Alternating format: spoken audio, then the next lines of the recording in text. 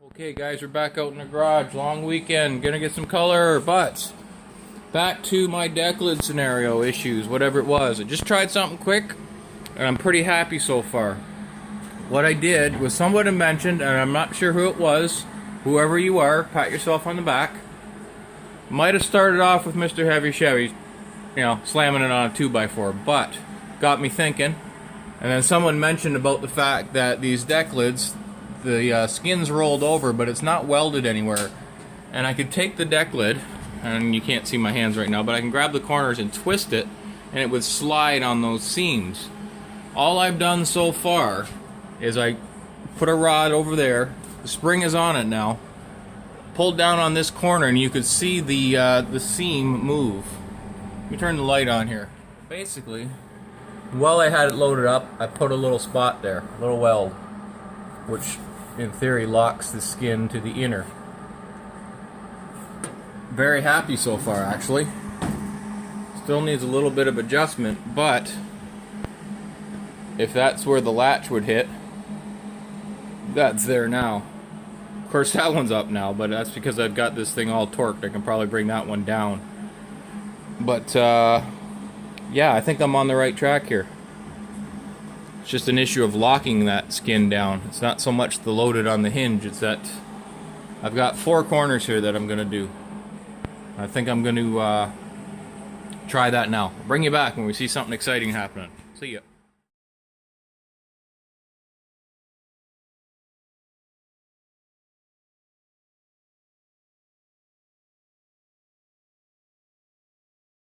Okay, so after much searching of the interweb there's absolutely no information, legible anyways, as for the distance, spacing, or any installation instructions originally for the gull wing install. A friend at work said that basically you just want to line the back edge of this up with the back edge of the car, and I agree, that's how it looks best. Couple posts online said 8 inches in and all this other stuff. Well, if you do that, nothing actually lines up. So speaking of lining up, that's the deck lid closed right now with the gull wing on. Pretty happy with my gaps and whatnot, and the spring tensions on it. So she pops. Now it's not going to hold itself up very good. I think I got to put one more level of spring on over there for the wing because it's a little heavier now. But I got the fancy support brackets, I guess you call them. They got some crazy looking nuts though, but I guess what it is it takes the tension from the wing to here instead of flexing your sheet metal here when you tighten it down. That way you don't end up with a big bow. You've actually tightened it to the framework of the deck lid as opposed to the sheet metal up there. So it's like an adjustable nut. You can back it in and out and then tighten it down. So that should work pretty good. Now that she's all mounted, take it off and put it back in the box. Because I was a little bit disappointed. I've had this thing wrapped in foam, haven't even looked at it because it was supposed to be Concours, Elegance, whatever. You know what I'm talking about, the actual proper color and everything, which looks great. But I got these one little chips over here. So, I don't know. I'll probably have to paint the whole thing. So hopefully I can match that color. I think it's the color that I'm going to be using for back here. It's a semi-gloss. I don't think it's that, they've got a name for it, but kind of reminds me of Blitz Black. But I got to paint the roof hot rod black, and if that's very similar, I'll use that and shoot the wing too. It's just one more thing I just didn't think I'd have to do. That's why I kept her wrapped up. But anyways, gull wing, feeling groovy, installed. 1971 cuda. Alright, take it off, put it away. We got to get some paint flying here. See ya. Anyways, I've got the fragile bits and pieces put back away in their respective boxes. I fit the chrome that goes around the tail panel here. I'll tell you, there's nothing more, not so much nerve-wracking, but you shed a little bit of a tear. You spend months filling holes, welding holes, grinding things perfectly smooth. And then you drill holes in it. It just I'm not the type, I don't like drilling holes. I say it to my wife too when I do painting and stuff in the house. I don't like hanging pictures. I don't like nailing nails in the wall. I don't like drilling holes in a nice smooth finish. But anyways, that's enough of my rant. I treated myself to a new toy. I've you see paper rolls. Very awkward to deal with when you're trying to tape up a car. I usually lay them on the hood of the car and roll them out and do all that. This is just a holder. It holds 2 rolls of paper, and it's got, I think, the automatic taper on the side. I don't know if that generally works or not. You can pull it off. It makes it for a one-man operation, so some assembly required. What are they calling this? A masking machine, the deluxe model, I think. So anyways, I'm going to put that together right now. Change-o. It's all together. It jumped right out of the box. So, there's your deluxe masking machine. I do like the trays though. I can fill them right up with junk. But it's kind of nice if I get to doing this on a regular basis. I'll put my tape and my razor blades. For some reason, I cannot keep track of razor blades. I don't know what it is. Maybe it's my organization skills here. But I grab a razor blade, I cut something, I lose it. I can't even find it till months later. But anyways, I know it's probably not together the right way. I got to figure out, I think these little springs hold the paper to one side so they line up with the tape. It kind of works. Here's a little demo for you. The beauty of it though, it makes it a one-man operation. So I go like that, usually with 2 hands though. Tear it off, tape comes with it, but not when you're not doing it right. Probably start with the tape side before you pull it. But yeah, it'll work. With 2 hands it works. I tried it, trust me. See? So anyways, I gotta get back to work. So later guys. Deluxe Protect masking machine. Okay, we're scuffing up the wheel wells. Doing some seam sealing. Sealing up the welds there, or the joints, gaps, whatever you want to call them. Getting ready to put some rock guard in there. I'm liking my new helper. Welcome to the shop, my third right-hand man. That sure as heck makes it a lot faster peeling paper off and ripping it. That's what we're doing. We're going to scuff the epoxy with 80 grit. Obviously, I had to grind down my welds. Most of those are welds from the back, from something I've welded in there that penetrated through, obviously. Seam sealed in the joints there. Keep the water from splashing into the interior.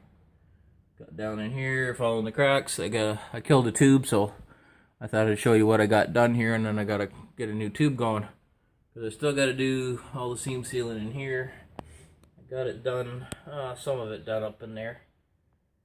That was sporadic, but no time like the present. I gotta get her done now. Then I gotta move on to blocking. Blocking. Alright. Thank you. I don't know what we'll call you. I'll have to give you a name. Well, see you. We've been there, and now we're back.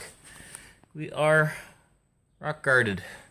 Guarding against rocks. And, oh, shit. Looks like I smudged that. Probably on my hat. Oh, there it is. Okay. Have to hit that again before it dries. We'll finish this video first. Yeah, got the rock guard in there. I mean, you're not going to see any of the welds now or anything anyways with that much rock guard in there, but there you go. No more stone chips, we're going to paint that. But I have a new favorite. And I don't think it's the product so much as the supplier. In my last video, I had mentioned the rock guard that I got at Canadian Tire. My supplier carries this brand. Don't know the difference. Probably made in the same factory for all I know. I thought there was an issue with my gun. I didn't show that on camera last week. I couldn't get that can to spray. The second can, I ended up thinning it with lacquer thinners to get it to flow. This one, right out of the gate, didn't even clean my gun from last week. Shot perfectly. So I don't know if it's probably not the product. It's probably the simple fact that Canadian Tire doesn't sell enough of it. It's probably old stock, and it was clumpy and thickened up from sitting too long, whereas my guys obviously go through a lot of this stuff. They're one of the main suppliers in Windsor. So and it's probably cheaper, so I think I need to go with the product that is used more often and not sitting on a shelf. But anyways, gotta go. Don't want a 85-minute video. It'll take too long to upload. There's that. We're gonna let that dry. Then we gotta get underneath there, do some more seam sealing, do some blocking. We're getting closer, and this is only Saturday. I think I got a 5-day weekend. Yeah. See ya.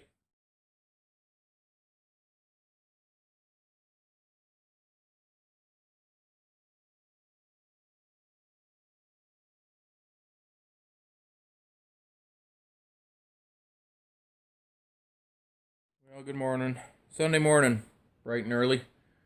Started blocking last night. Fender is perfectly excellent to my standards. Yeah. Door's a little rough, but we know these doors were rough to begin with. Obviously, it's not too hard to block out brand new fenders and be impressed by yourself. Doors will need some work, but as for the fenders, I think we'll be alright. Got her all in guide coat, did that just before I went to bed last night. But that's where we're at. A little mouse in my pocket. Got the seam sealing all buttoned up inside here and back in the trunk. I did that with some primer just to cover the black. Otherwise it'll be a tough sell to get the green to cover all that. But anyways, that's where we're at this morning. We're going to do some more sanding. And hopefully we'll be dragging my 57 out tonight. Got to get it out of the trailer. We got a car show next week. So I'll show you what we do with that. Should be interesting. See ya. I wanted to show you quickly. Sorry, you're not going to be able to hear what I'm saying. I want to show you quickly in case anybody cares. And they might be able to correct me. Maybe I'm doing it wrong. But by the time they correct me, it'll be too late because I won't have this posted till the end of the weekend. This is how I block sand. What am I at? 320 here right now. This is not slow motion. This is how I do it. I'll go one direction, one pass, wipe it down. Next direction. Like that. That's how I've been doing this. Probably not so methodical when I was just sanding down the epoxy. So I was really just trying to get a start. I don't go any, like something like that is too much of a curve for this block, so I'll go either a shorter block. This is my favorite, little flexible block. Because I know this is straight, I'm not trying to find low spots in it. This will actually contour the shape of the fender. Like so.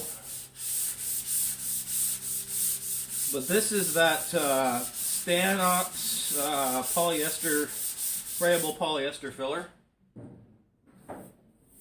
That sands so nicely. I'm not even, the only reason I'm using two hands is just to keep the block flat on the car. Now I did do, back on the doors, I was running a tape line. And I found that really wasn't doing me any good. If I take my time, I can find the line pretty good. I just have to, I'm not going to be flopping over the edge of it like that. I just have to, when I get closer, I just take my time, get a little closer to the line. I don't know if you can see that there, but that's, you gotta, I find I gotta keep wiping off the paper, because it plugs up. And then you just work that line, so it's nice sharp, like a pencil. But anyways, enough about me. See ya.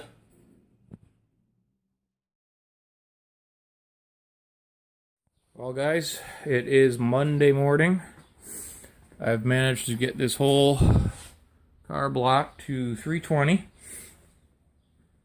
Obviously I have a few little issues, a couple low spots I'm working on here and there. Just trying to finish up the last of the seam sealing before I prime, so I can prime over that in particular. But that's really all there is to tell you. Sanding, not really very exciting until you see color go on it, but other than that, I'm just going to be throwing another coat of primer on it, and then tomorrow when that's set up, I'll go over it with 400, and then I'll get ready to paint tomorrow. So really not much exciting going on. Like I said, I gotta get primer in those wheel wells. Finishing up the last of the seam sealing and little corners like this, sealing the fenders to the rear thing. There's a lot of seams on a vehicle when it's all new that have to be sealed up. I'm sure I could have got it without sealing it, but to me it finishes it all off and tightens it up in case, you know, water runs in between there, because there's going to be some bare metal between those welds. That should keep the water out and stop it from rusting. So anyways, guys, I'm going to upload this Project Cuda. It's been a long weekend. Next time you see it, it should be having some color on it. Until then, see ya.